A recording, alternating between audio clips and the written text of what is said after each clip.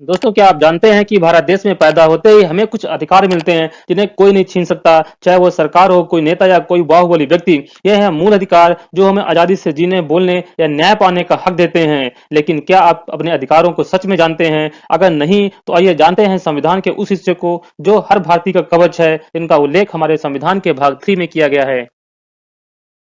अगर हम अधिकारों के इतिहास की बात करें तो 1215 ईस्वी में मैग्ना कार्टा नामक दस्तावेज सबसे पहले इंग्लैंड में लाया गया था। अगर भारत में देखें तो 1928 ईस्वी में मोतीलाल नेहरू के द्वारा लाई गई नेहरू रिपोर्ट थी, इसमें अधिकारों का उल्लेख किया गया था। उसके बाद 1931 में कराची रिजोल्यूशन लाया गया, इसमें लिबर्टी, फ्री स्पीच और इक्वलिटी की बात की गई थी। उसके बाद लागू होता है हमारा संविधान, इसमें अनुच्छेद 12 से 35 में अधिकारों का उल्लेख किया गया है।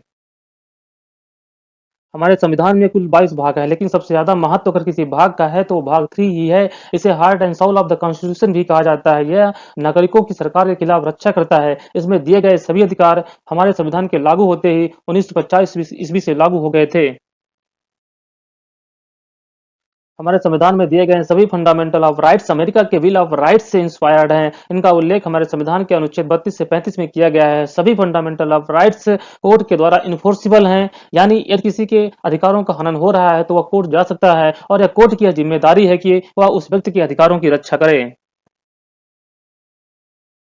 दोस्तों, जब भी हम फंडामेंटल ऑफ राइट्स की बात करते हैं, सबसे पहले हमारे मन में सवाल यही उठता है कि ये जो राइट्स मिले ये हमें किसके खिलाफ मिलते हैं। तो इसका आंसर देता है हमारे संविधान का अनुच्छेद 12, जो स्टेट की परिभाषा बताता है और ये बताता है कि स्टेट में क्या क्या शामिल है। तो सबसे पहले इसमें सेंट्रल गवर्नमेंट, स्टेट गवर्नमेंट के साथ साथ कोई भी लोकल अथॉरिटी, म्यूनिसिपलिटी, पंचायत आदि शामिल हैं। ये सभी स्टेट के अंतर्गत आती हैं। इसके अलावा कोई भी अदर अथॉरिटी जो सरकार से फंड लेती है, वो भी स्टेट की परिभाषा में ही आती है। यानी इन सब के खिलाफ हम अपने अधिकारों की मांग कर सकते हैं।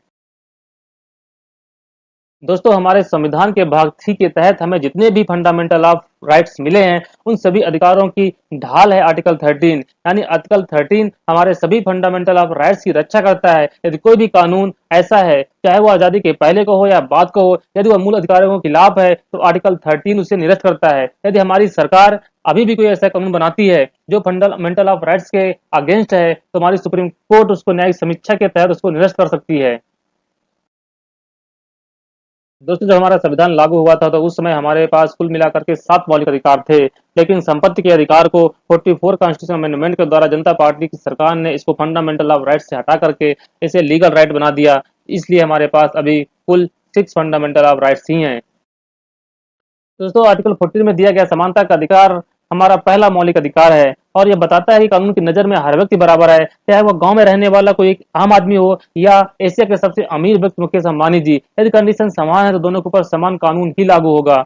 इसके साथ ही आर्टिकल 14 कुछ रीजनेबल क्लासिफिकेशन भी अलाउ करता है। यानी यदि हमारी सरकार कुछ विशेष कैटेगरी के लोगों को छूट देती है तो वह आर्टिकल 14 इसको अलाउ करता है। एग्जाम्पल के रूप में अगर हम देखें तो बुजुर्गों को टैक्स में छूट मिलती है लेकिन युवाओं को नहीं, तो यह एक रीजनेबल क्लासिफिकेशन है, इसको आर्टिकल 14 भी अलाउ करता है।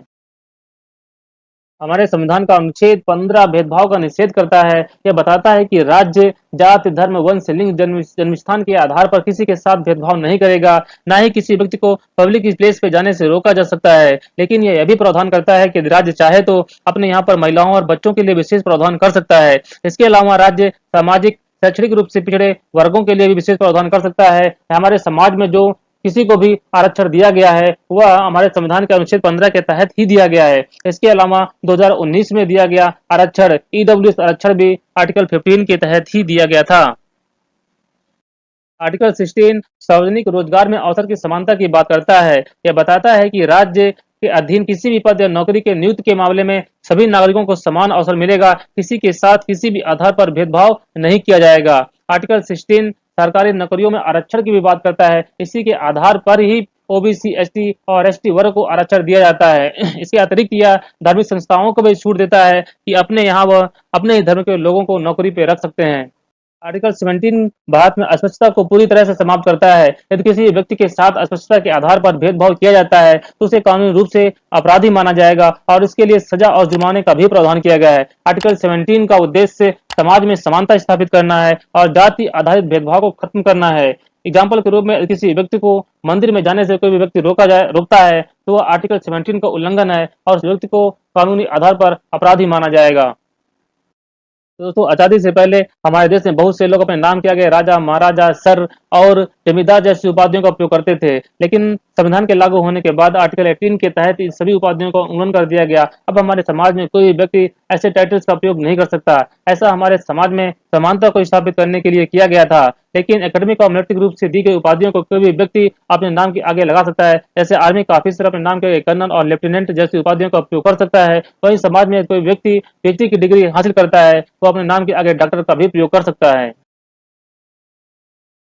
दोस्तों इस वीडियो में हमने भाग 3 के अनुच्छेद 12 से लेकर के 18 तक की चर्चा की है। बाकी बचे अनुच्छेदों को हम नेक्स्ट वीडियो में जानेंगे। दोस्तों ये मौलिक अधिकार हमें जितनी ताकत देते हैं उतना हमें जिम्मेदार नागरिक भी बनाते हैं। ये हमारे लोकतंत्र को मजबूत करते हैं। बाबा साहब भीमराव अम्बेडकर ने कहा था कि संविधान में दिए गए मौलिक अधिकारों की रक्षा नहीं हुई तो लोकतंत्र एक छलावा बनकर रह जाएगा। दोस्तों जय हिंद, जय भारत।